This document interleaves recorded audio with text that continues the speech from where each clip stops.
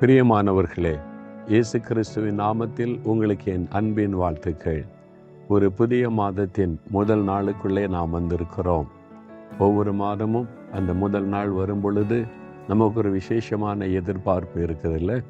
இந்த மாதத்தில் தேவன் எனக்கு என்ன செய்ய போகிறார் என்பதாக வேத புஸ்தகத்தில் யோவான் 8:36 இயேசு ஒரு வாக்கு கொடுக்கிறார். குமாரனாகிய இயேசு கிறிஸ்து உங்களை விடுதலையாக்கினால் மெய்யாகவே விடுதலை ஆவீர்கள். ஆண்டவர் என்ன வாக்கு கொடுக்கிறார்? நீங்கள் மெய்யாகவே விடுதலை ஆவீர்கள். ஏதோ ஒரு காரியத்தில் உங்களுக்கு ஒரு விடுதலை தேவை. பல மாதமாய் பல வருஷமாய் சில காரியம் உங்களை தொடர்ந்து வருகிறது, உங்களுக்கு விடுதலை இல்லை.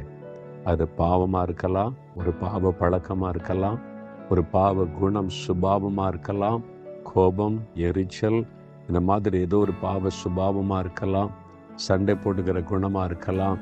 அது உங்களை பாதிக்குதுன்னு தெரியுது, ஆனால் விடுதலை இல்லை, கலங்குறீங்க. ஆண்டவர் சொல்கிறாரு, மெய்யாகவே நீங்கள் விடுதலை ஆவீர்கள். இந்த மாதம் உங்களுக்கு ஒரு விடுதலையின் மாதமாக இருக்கும்படி ஆண்டவர் உங்களுக்கு விடுதலை கொடுக்க விரும்புகிறார். ஒருவேளை சிலருக்கு பயம், உள்ளத்தில் கவலை, எப்பவும் கவலை, மன சோர்வு, அதில் உங்களுக்கு ஒரு விடுதலை வேண்டும். நீங்கள் கவலையிலேருந்து விடுதலை பெற்றாதான் சந்தோஷமாக இருக்க முடியும். சோர்விலிருந்து விடுதலை பெற்றாதான் உற்சாகமாக இருக்க முடியும். பயத்திலிருந்து விடுதலை பெற்றாதான் நீங்கள் மன மகிழ்ச்சியாக இருக்க முடியும். ஏதோ ஒரு காரியம் உங்களை பாதித்து கொண்டே இருக்கிறது, உள்ளுக்குள்ளே உங்களுடைய இருதயத்தின் ஆழத்தில் அந்த பாதிப்பு இருக்கிறது. உங்களுக்கு ஒரு விடுதலை தேவை. இயேசு சொல்லுகிறார், நீங்கள் மெய்யாகவே விடுதலை ஆவீர்கள் என்று. ஒருவேளை கடன் பிரச்சனை, வறுமை, சில சுற்றில் இருக்கிற போராட்டங்கள், சில கண்ணிகள், அதுலேருந்து எனக்கு ஒரு விடுதலை வேணும், விடுதலை இல்லையே, முயற்சி பண்ணி பார்க்குறீங்க, எல்லாம் தோல்வி.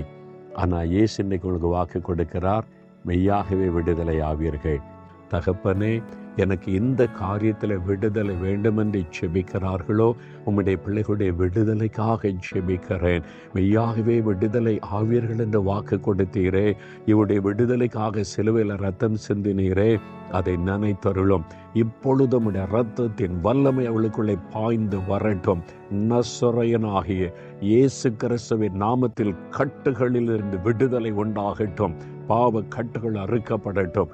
பயங்கள், கவலைகள், துக்கங்கள், மன சோர்வுகள் இயேசுவின் நாமத்தில் விலகட்டும்.